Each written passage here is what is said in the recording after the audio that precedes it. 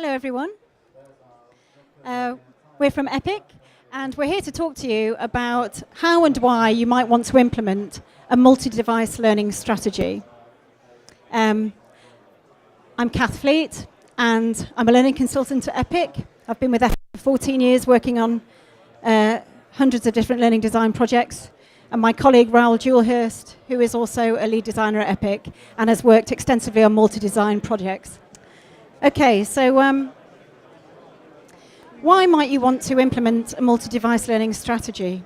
Well, at Epic, we like to sort of think about multi-design as a strategy rather than a technology, because it really is about meeting your organizational goals and about your learning needs. It's not about the technology, really. It's about how learners want to learn and how we can help them to learn most effectively. But the whys also include, obviously, the growing trend for people to use their mobile devices for day-to-day activity. We're dealing with a greater number of screen sizes, of devices and browsers than we ever have done before in the learning design industry. Mobile browsing is set to outpace desktop access within the next 3 years, and probably even sooner. That's probably a quite conservative estimate. 75% of our emails and 90% of our tweets are already done on our mobile devices. So it really is something that we have with us all the time and we're using constantly. And with Twitter in mind, as we work through this presentation, we have an Epic Talk Twitter account. If you'd like to join in the chat there, hashtag multi-device.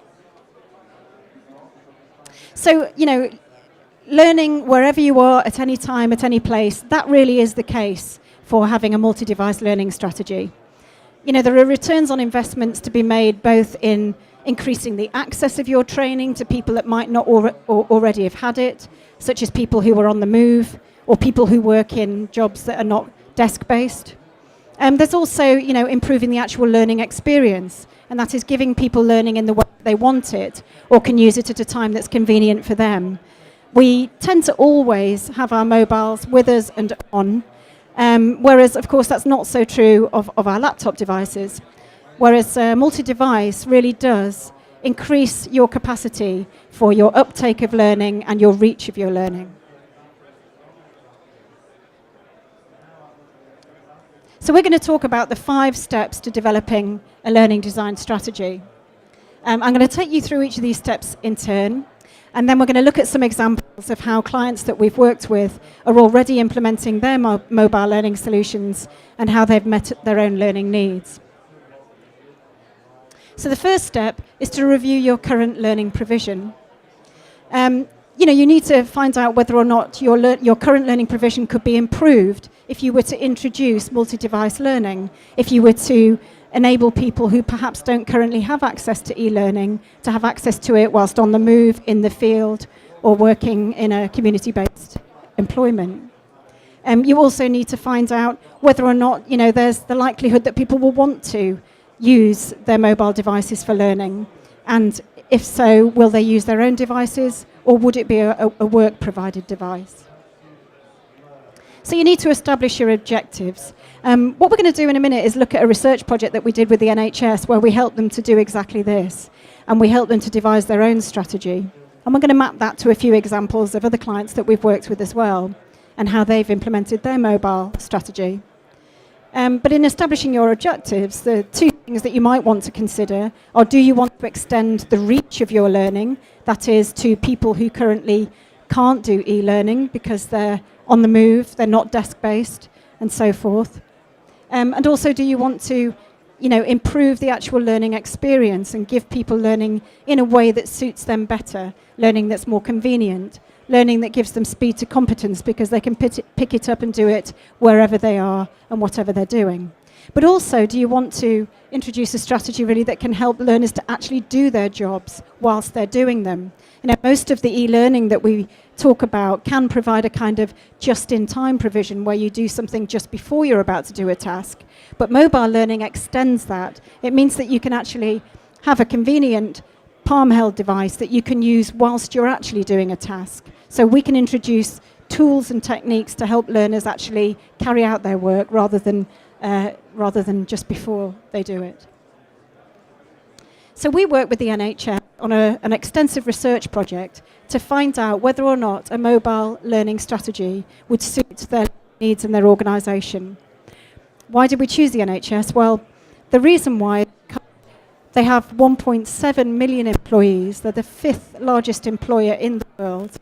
And they have such a range of organisational needs and such a range of learning needs linked to a huge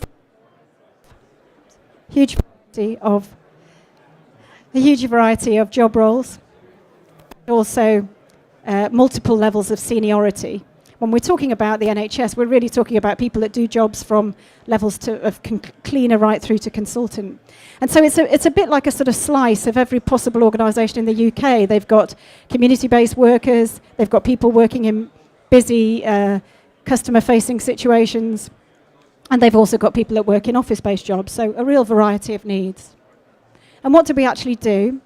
We carried out interviews, surveys, and focus groups with 250 employees from across this range of job roles.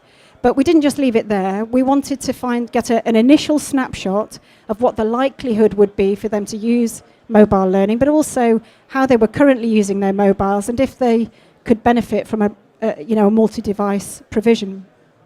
So what we did was we talked to them initially, and then we developed 2 pilot apps. These apps were about helping them to calculate adult drug dosage and also to work out the compatibility of injectable medicines. These were 2 areas that we knew were a real learning need in the NHS from our previous experience of working extensively with them. So we developed these 2 apps, we asked people to use them, and then we went back 18 months later and we took another snapshot of where they were at and how they were using their mobiles for learning. And these are the findings. Well, one of the key findings was that those that use these apps and use their mobiles generally for, finding out reference material and so on, they had this sense of found time.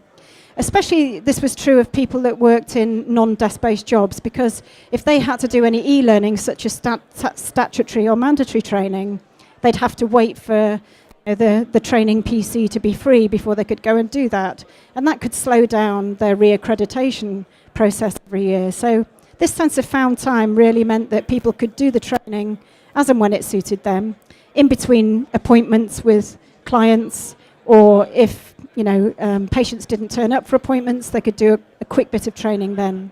So it gave them time that they didn't previously have. Raoul is going to talk us through now an example that we did, one of the pilot apps. Okay, just quickly, this is the NHS app that Kath was just talking about, and we delivered it as a native app to iPhone and Android. What it does is it tells you what medicines are compatible and adult drug calculations. These are often things which are done by carers or nurses, and they're often applied to outpatients, people who live at home. So the nurses had their found time on the buses, on the trains. They could open their app, find out what was necessary. It helped improve care, and there were 40,000 downloads of this app. So very successful. Okay, and this linked to this sense of it making life easier. Learning was more convenient. And not only that, it could be done not only just in time or in preparation for a task, but actually whilst learners were actually doing the task.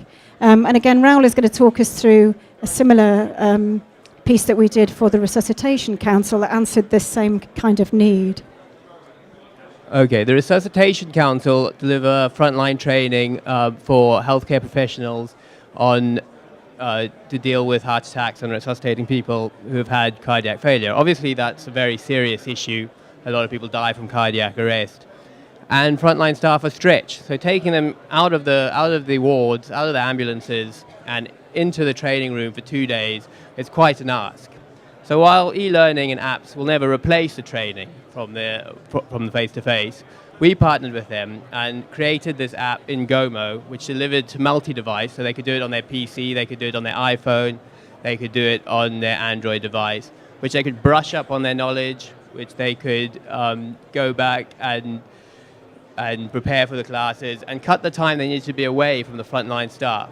Now, not only did that actually have a ROI of £1 million a year, but it greatly improved care on the front line, which is an important thing. So we've seen that one of the most popular uses, both in our research and in our practical application of multi-device learning, is that it's really, really useful for just-in-time.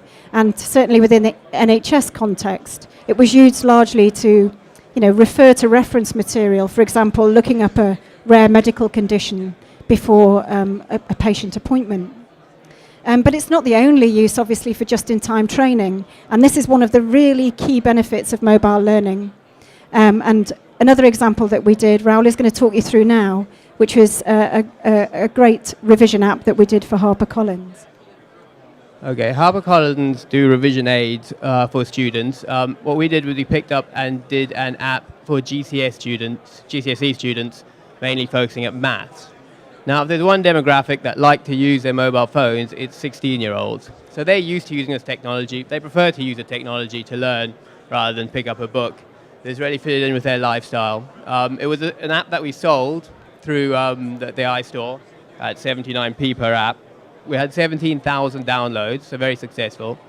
But what's more interesting about this case is the age of the people who are doing it. These are people who are growing up, and learning is something that they do on a mobile as per normal. They do everything on a mobile.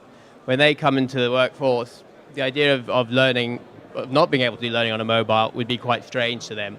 And these are the people who we'll be designing for in the next few years.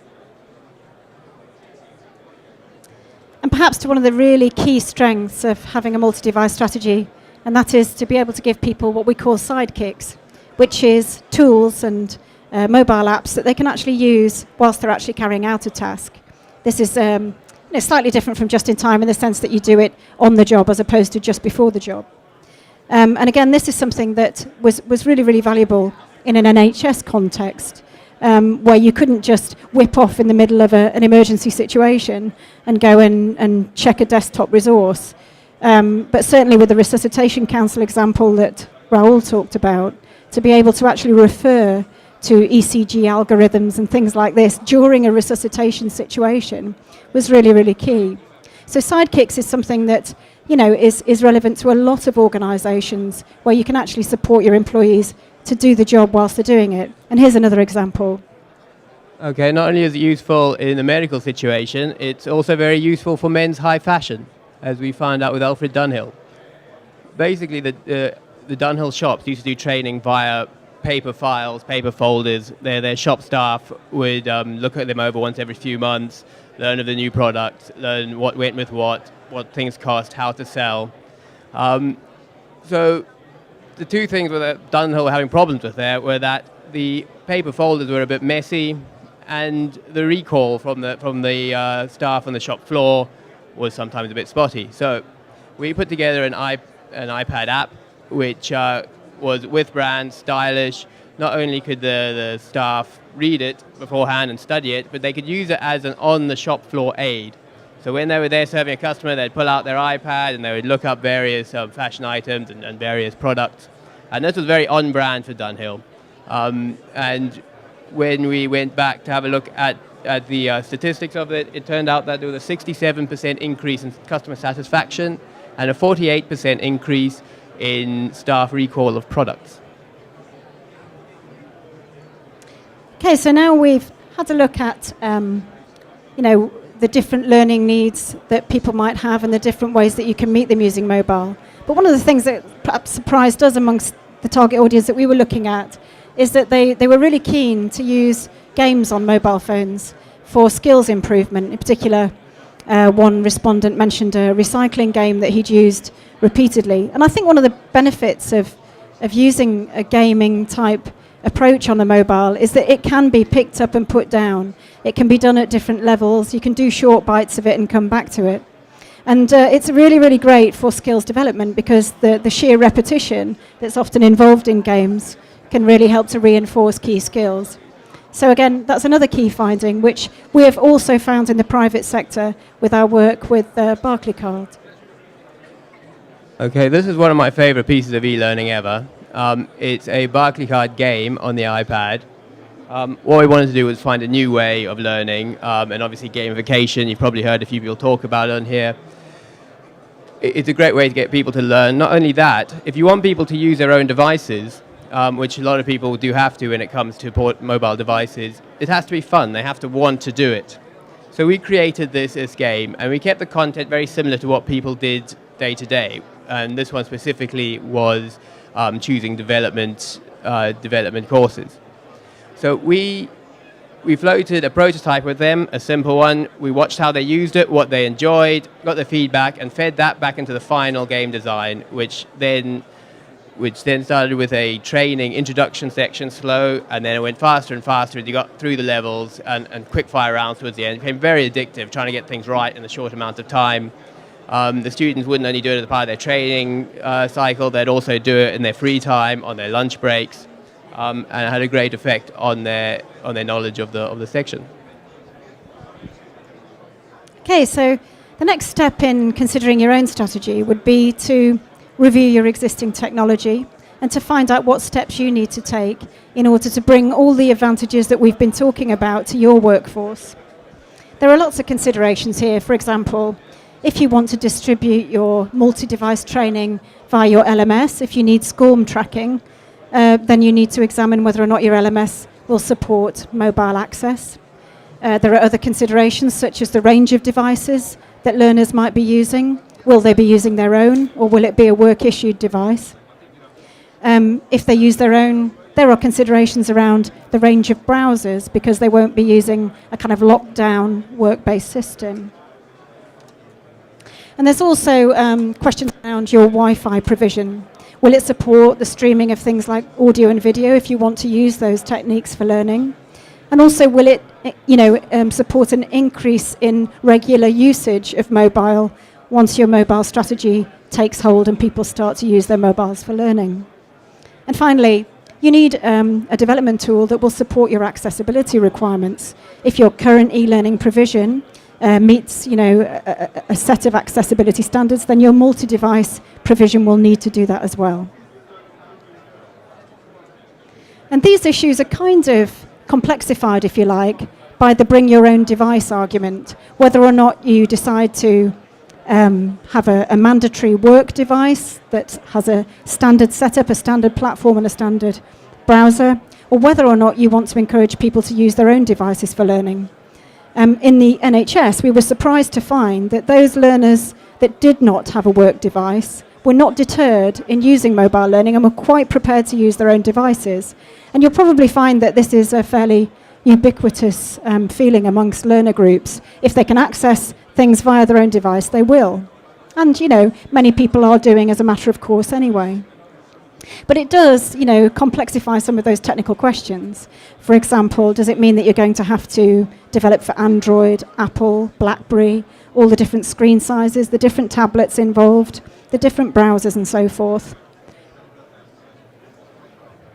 In fact, the e-learning guild did some research into the kind of wish list of what people would want from a multi-device authoring tool. And they said that a standard set of tools that delivers good quality e-learning is imperative. But about 87% of them felt that this tool should be able to automatically adapt the content to fit the different screen size of whatever device is being used to access it. And clearly this is an implication, especially for bring your own device, because you've got a whole range of screen sizes there to deal with. And around 89% of them also felt that a single source of content was critical to a successful multi-device strategy. So you develop it once and you pump it out to all devices. So now we're going to look in more detail at what this really means for instructional design and how we can help you to meet some of these challenges. Okay. Now we're going to take a look at this from an instructional design point of view. How can you not only integrate mobile devices into your training cycle, but how they can not only add value, but actually become invaluable to most of that training cycle? To do this, we're going to have a look at the 5 moments of learning need. For those of you who don't know what those are, they are: number 1, learning for the first time; number 2, learning more; Number 3, applying what's been learnt. Number 4, learning when things go wrong. Number 5, learning when things change. So what does this look like in the real world? Well, I'll tell you a little story about Bob. Bob's an instructional designer. He knows a lot about hot graphics, hot texts, trading cycles, this kind of thing, but he's not very cool. He's just an instructional designer. So he wants to learn to surf. So he knows nothing about surfing. So his first need is to learn it for the first time. Being an instructional designer, he takes an e-learning course. He learns about wave heights. He learns about surfboards. He learns about what board shorts are cool. He gets on his Wii and does his little surfing thing. And that's all best done in a larger computer, a larger screen, because you're learning a big base of knowledge. But before you get out into the sea, it's recommended that you pass a test. It's recommended that you show competence. It's got a little multiple choice quiz. But he's run out of time. He has to get on the bus and go home. Luckily, that course is a mobile element. He whips out his mobile, does his final competency test on his mobile device. So the next day, he's ready to go. He gets out to the beach. He knows he's got his base of knowledge. But when he gets there, people out on the water, they're doing all sorts of tricks. They're doing handstands on their surfboards. They're going through the tunnel. He doesn't want to look like a rank beginner. So he comes to the second learning need, learning more, touching up on that base knowledge which he learned the first time. He doesn't want to go home. He's out there on the beach, in the field, doing his thing. So he whips out his mobile, learns 1 or 2 more tricks. Now he's ready to go. He feels he can compete with the people out there. And he gets out, which brings him to our third learning need, applying what's been learned. Now this is, in many ways, the most important part of learning. As designers, as trainers, we focus a lot on the first point, learning for the first time. But that really does mean nothing without the actual application, without actually bringing it into the real world. And often there's too much of a divide between the two. So when he's out there, he can't necessarily remember everything he's learned. He might need to brush up. He might need to find something new. But instead of getting off his surfboard, going back to the office, going back on his computer, he can bring his learning right into the field. And that's what he does there. He whips out his mobile, touches up, and learns. Anyway, things are going good for Bob now. He's surfing, he's out on the waves, he's feeling pretty cool. But with surfing, as with life, unfortunately, sooner or later, things go wrong. Which brings us to the fourth learning need, learning when things go wrong. Unfortunately, in his earlier learning attempts, they didn't tell you what to do when you saw a shark. And he certainly can't go back to the drawing board now, can't get out, go home, look it up. He needs to find out what to do there and then. Luckily, there are courses on shark whispering, there are courses on swimming fast that he can look up on his mobile. He gets that done, escapes the shark, keeps on surfing. So, he's had a good day. He's learned for the first time, he's brushed up on his knowledge, he's applied it, he's figured out what to do when things go wrong. He's feeling pretty cool, he's a surfer. He might make some friends now. Gets up to the beach. Unfortunately, things have changed. Surfing so last year. Only square surf now. It's all about kite surfing. He's going to have to learn how to fly a kite. Again, he doesn't really want to go home and do that. So he whips out his mobile device. Now, what you should see, 2 salient points you should see from this story are 1, the flexibility mobile devices give you are invaluable for 4 out of 5 of the major learning needs, and actually fits in really well in the first one. And the second salient point you want to notice here is this man has a waterproof mobile device. Now, not everyone has a waterproof mobile device. As an industry, not everyone has the resource to do mobile learning. Not every company can issue iPads, BlackBerries to all of their staff. So what do? Do you create this extra learning? Do you just miss out if you don't have a mobile? Do you create it twice, one for mobile, one for PC? Of course, the most efficient way would be to have a way to output that to multi-devices. Single source learning, output to multi-devices. Now, of course, there are very many devices out there. So how do you have one single source of content that outputs to all these different screen sizes, all these different devices, and still look good? Well, web designers have had the answer for a while. It's responsive web design. Now, any great company will have a responsive website. And that just basically means on a wide screen, the information is chunked slightly different to it on a thin screen. So if you've ever been on a website on your mobile phone that isn't responsive, you realize you need fingers the size of toothpicks just to get any of the interactions done. But if it rechunks this way, the text stays the same size, it reorders in a way that you can learn it, and it makes logical sense. So what about e-learning, responsive e-learning? Our in-house Gomo tool has been doing this for a while. It takes your single source of learning and redesigns it so the user experience on a mobile still looks pretty good. But I'm not really here to talk about what responsive design is or the problems it solves here. What I'm more interested in are the problems it doesn't solve. No matter how many devices you can output to, there's always going to be design challenges. Things like drag and drops. You have a drag and drop on a PC. You don't have a mouse when you're using it on your phone. Very difficult interaction to do. What about images with lots of little hotspots, lots of little clickable areas? No matter how you rechunk that, it's going to be very difficult to do on a mobile phone. And some areas are just a bit complex to have on a mobile phone. Maybe you don't want that image in there.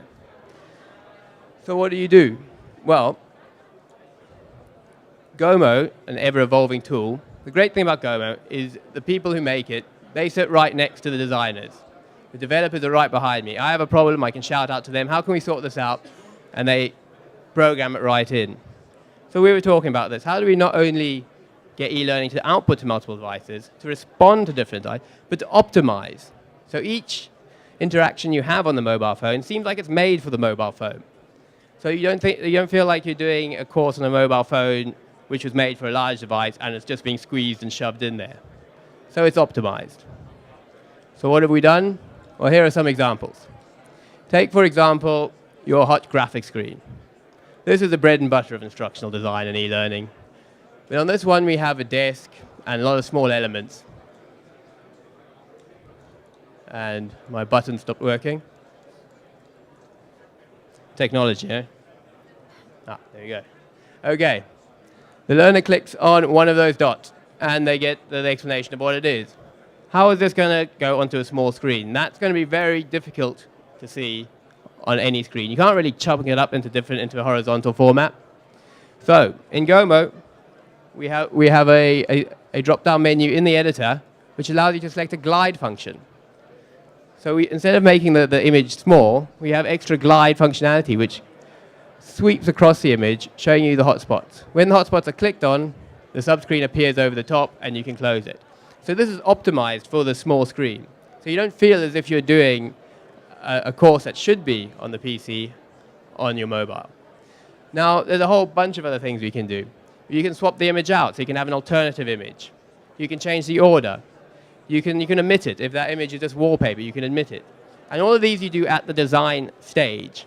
So with just a bit of thought there, you program all that in, and even if you're not using mobile at the time, even if it's a future rollout for mobile, anytime you turn it on, each and every interaction will be optimized for a smaller screen.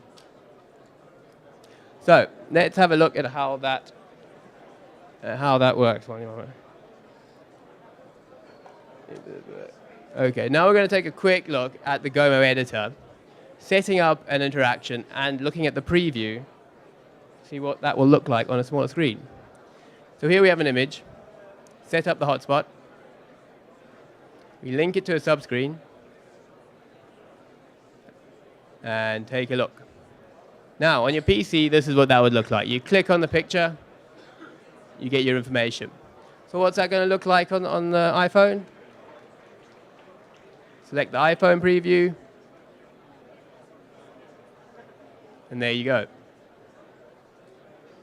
Click on the picture, and there's your subscreen. So what does that mean? Well, more bang for your buck, basically. Use Gomo, program once, output to multiple devices.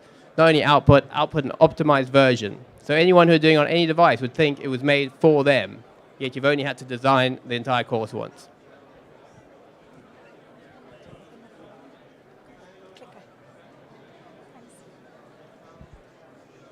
Okay. So now we've had a look at how we meet some of these design and technical challenges of developing for multiple devices. So we come to the next part of developing the strategy. Do you build your own? Do you buy your multi-device learning from a provider? Or do you do a bit of both? Regardless of the choice that you make here, you have to ensure that whoever you work with is going to be able to give you an easy-to-use tool that will allow you to either build your own apps yourself, if you have the internal capability to do that, or allow you to update your own content in a single source, so that rather than developing lots of different assets for different formats where you have to update them in lots of different places, you're just using one tool to develop everything. Now, as Raoul has just talked us through, this is something that Epic has worked very hard to do for you. So what we've done basically is take the pain out of multi-device design, and in a sense that helps to take the pain out of whether or not you choose to implement a multi-device strategy, because we already have the tools for you that we can either build your capability use, or we can use to build quality e-learning for you that will automatically output to all these devices, not just respond but adapt, as Raoul has described, so swap out actual interactions where they don't work very well on a small screen. And it will give you a single source of content that's easy to maintain and update, so your learning has a long shelf life. So once you've decided how you're going to actually develop this multi-device learning, how are you going to get it out there? There are two kind of considerations here in terms of your strategy, and that is uptake. You know, how do you get people to get on board with mobile learning, for example, if it's something that they're not used to doing? In our experience, as we've described with the NHS, we actually found that people were, biting your hand off for it. They just couldn't, it was just such a great way for them to learn that there was really no kind of internal marketing strategy needed there. As long as it was provided, they would use it. And we tend to find that the idea of uptake is increased if people are allowed to use their own devices, not only because they're familiar with those devices, but because they have them with them all the time and they always have them on. So that obviously there are things to consider there in terms of how you actually get people to use it. And if there is any kind of cultural resistance to this, then you can consider building in some mobile element into an existing blended course. So for example, if you've got a face-to-face workshop that you currently run, you could have a mobile quiz element of it, or a mobile voting session where people have to get out their mobiles and vote on key questions in the face-to-face. But it just starts to introduce the idea of mobile in a fun way. And another way, obviously, to get uptake going is to perhaps do what Barclaycard did with their pilot program and introduce a mobile game, which a lot of people would find addictive and come back to time and time again. But then there's the second element of this, and that is distribution. Now, distribution is linked largely to whether or not you need tracking information about the kind of courses that your learners are using. Obviously, this is very important for statutory and mandatory training, where you have to have evidence that people have completed their learning. So you may want to consider, for example, implementing your mobile learning through your LMS. And here we can help to guide you on this as to whether or not your LMS has the capability to be accessed via a mobile and so forth.